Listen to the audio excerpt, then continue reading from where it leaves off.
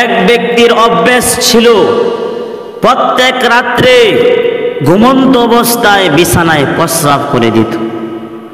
তার স্ত্রী বেচারি প্রতিদিন সেগুলো ধুতে হতো। একদিন তার স্ত্রী বলল, আমি প্রতিদিন এগুলো ধুতে ধুতে হয়রান হয়ে পড়েছি, আর পারি না।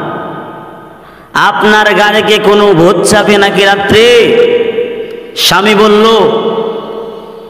রাত্রিবেলা ঘুমের মধ্যে শয়তান আসে। শয়তান এসে বলে, চলো তোমাকে নিয়ে বেরিয়ে আসি। আমি যখন বেড়াইতে উদ্যত হই, শয়তান বলে, প্রস্রাব করে নাও, আগে প্রস্রাবের কাজ সেরে নাও, তারপরে পথ চলো। আমি তখন প্রস্রাবখানায় প্রস্রাব করি। পরে দেখি শোয়ার বিছানার মধ্যে প্রস্রাব করিতেছি। তার স্ত্রী বলল, শয়তান তো জিনদের বাদশা, আমরা গরিব মানুষ, আপনি শয়তানকে আপনি বলেন আমাদেরকে কিছু টাকা এনে দেওয়ার জন্য, যাতে আমাদের এই দুঃখের জীবন অতি তাড়াতাড়ি শীঘ্রই কেটে ওঠে। স্বামী শয়তানকে কথা বলতে রাজি হলো। পরের দিন যখন আবার রাত্রিবেলা ঘুমাইল, ঘুমের মধ্যে স্বপ্নের মধ্যে শয়তান আসলো। শয়তান এসে বলল, চলো তোমাকে নিয়ে বেরিয়ে আসি। লোকটি বলল, রোজ রোজ খালি হাতে বেড়াতে পারবো না, কোথাও থেকে যদি কিছু টাকা পয়সা এনে দাও তবে যেতে পারি। শয়তান বলল, এটা আবার এমন কি কঠিন কাজ, টাকা পয়সার প্রয়োজন, চলো আমার সঙ্গে চলো, যত খুশি টাকা পয়সা নিয়ে নিও। এই বলে শয়তান তাকে বাদশাহের ধন ভাণ্ডারের সামনে দাঁড় করিয়ে দিল। এরপর দেখে শুনে টাকার একটা তোড়া লোকটির মাথার মধ্যে চাপিয়ে দিল। টাকার একটা বড় বস্তা লোকটির মাথার মধ্যে চাপিয়ে দিল। তার বারে পায়খানা বেরিয়ে গেছে।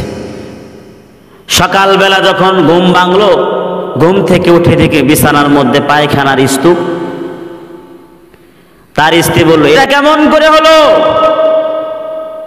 লোকটি বলল, ঘুমের মধ্যে শয়তান আসলো, এসে আমাকে এক বাদশার ধন ভাণ্ডারের সামনে নিয়ে গেল। সেখান থেকে ধন ভাণ্ডার থেকে দেখে শুনে টাকার একটা তোড়া বস্তা, বড় একটা বস্তা আমার মাথার মধ্যে চাপিয়ে দিল। বস্তাটির ওজন ভার, বোঝাটির ভার সহ্য না করতে পারে কোটিপূর্ণভাবে পায়খানা হয়ে গেছে। তখন তার স্ত্রী বলল, আপনি তো আগে বিছানায় প্রস্রাব করেছেন জনাব, দয়া করে আর বিছানার মধ্যে পায়খানা করিয়েন না, আমাদের টাকা পয়সা লাগবে না। ঘটনাটি যদিও অশ্লীল, কিন্তু এখান থেকে আমাদের শিক্ষণীয় বিষয় রয়েছে। এই লোকটির স্বপ্নের মতো আমরাও ঘুমন্ত অবস্থায় আছি, মৃত্যু এসে আমাদের চোখ খুলে দিবে, তখন আমরা বাস্তব জীবনে ফিরে যাব। নাপাক গুনাহগুলো আমাদের সারা অঙ্গে মাখানো থাকবে। ওয়ালা ইউআখিরুল্লাহু নাফসান ইযা জাআ আজালুহা আল্লাহু খাবীরুম বিমা তা'মালুন। যখন নির্ধারিত সময় এসে যায়, তখন আর কাউকে অবকাশ দেয়া হয় না, কাউকে সুযোগ দেয়া হয় না। এজন্য সময় থাকতে সময়টারে কাজে লাগাও, কারণ মৃত্যু এসে গেলে, আখিরাতে যাওয়ার পর, মৃত্যুর পর বান্দা আফসোস করবে আর বলবে, আল্লাহ আমাকে জমিনের মধ্যে পাঠাও, ওয়ালাই ফাসাদদাকা ওয়া আকুম মিনাস সালিহিন, পাঠাও, আমি নেক কাজ করব, দান খয়রাত করব, সদকা করব।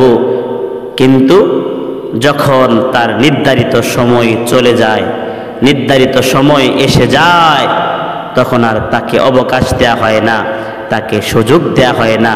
এজন্য সময় থাকতে জীবনের কাজগুলো, আখিরাতের কাজগুলো করে নাও।